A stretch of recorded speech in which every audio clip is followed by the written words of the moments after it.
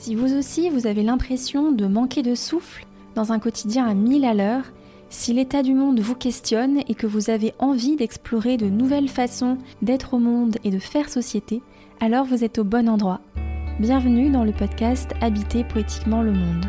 Je suis Claire Barbery-Giletti et dans ce podcast, je pars à la rencontre des éclaireurs, ces chercheurs, artistes, explorateurs, thérapeutes qui nous relient à la beauté du vivant et proposent des pistes concrètes, sensibles, pour créer un monde où il fait bon vivre.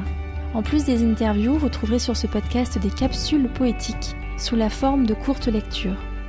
Et si le podcast vous inspire, n'hésitez pas à en parler autour de vous, à le suivre sur les réseaux sociaux ou à me laisser un commentaire ou une note sur les plateformes. Belle écoute!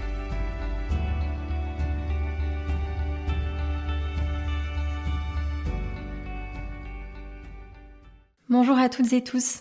Dans cet épisode de podcast, je vous propose cette fois-ci une lecture poétique. Cela faisait déjà quelques semaines que je voulais vous la présenter et nous y voilà. Nous commençons par Mary Oliver, une poétesse américaine qui, à ma connaissance, n'a pas été traduite en français. Elle est pourtant mondialement connue, son œuvre est particulièrement singulière. Elle a souvent été citée comme une référence en matière de poésie consacrée à la nature. Ses poèmes nous parlent de résilience et de vivant. Et je vais commencer par vous lire un poème qui s'appelle « Les oies sauvages ». Tu n'as pas besoin d'être bon.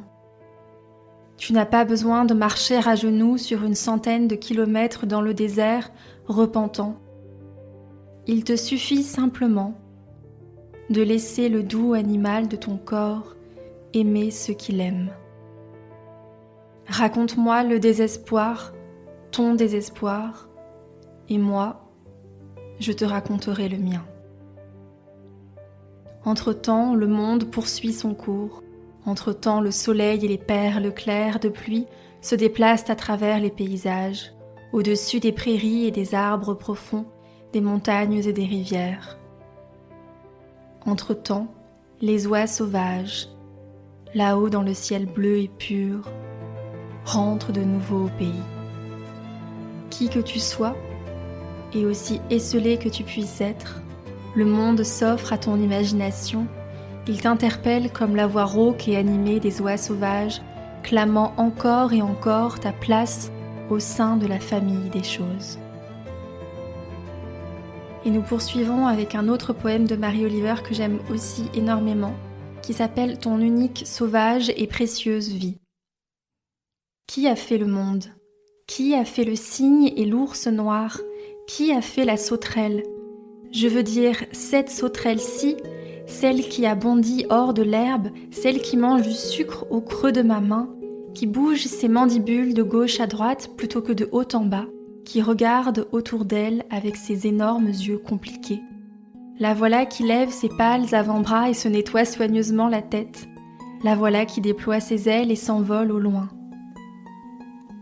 Je ne sais pas exactement ce qu'est une prière, mais je sais comment prêter attention, comment tomber dans l'herbe, comment m'agenouiller dans l'herbe, comment flâner et être comblé, comment errer à travers champs, ce que j'ai fait tout au long de la journée. Dis-moi, qu'aurais-je dû faire d'autre? Tout ne finit-il pas par mourir trop rapidement?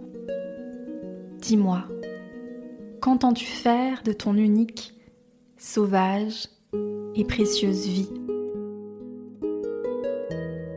Et pour continuer cette courte capsule poétique, nous passons à une autre poétesse dans un style tout à fait différent, cette fois-ci française et encore parmi nous, Lydie Datas. Elle nous parle là aussi de traversée.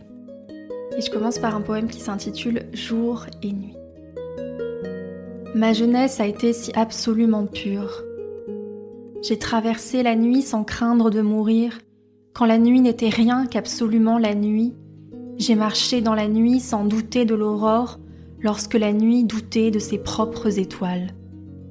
J'ai marché dans la nuit comme au milieu du jour, le ciel était couvert entièrement d'étoiles, les étoiles éclairaient autant que le soleil, ce terrible soleil qui éclaire la nuit. La nuit me consacrait ses heures les plus belles, la nuit avait pour moi la beauté de l'azur, je buvais la rosée dans la coupe des roses, Les étoiles étaient aussi jeunes que moi.